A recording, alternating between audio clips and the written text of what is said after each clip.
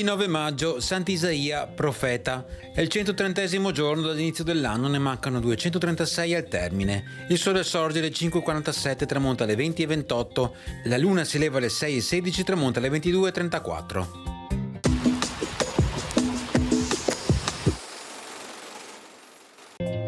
Al primo scrutinio viene eletto doge Ludovico Manin all'età di 64 anni, l'ultimo della serie iniziata con Paoluccio Anafesto nell'anno 697. Alla notizia della sua nomina, il nobile Pietro Gradenigo pronuncia la frase famosa «Iga fatto doge un furlan, la Repubblica s'è morta». La sua famiglia apparteneva al patriziato di Venezia fin dal 1651, ma per i vecchi veneziani erano sempre furlani, essendo appunto originari del Friuli.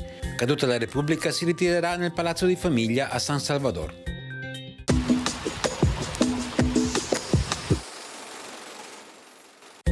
Le previsioni per domani: cielo in prevalenza sereno, poco nuvoloso, sui monti di pomeriggio a tratti parzialmente nuvoloso, precipitazioni sulle prealpi di pomeriggio, probabilità bassa per locali piovaschi, per il resto assenti, temperature in aumento eccetto caldi notturni sulle pianura, con differenze leggere o moderate rispetto a giovedì.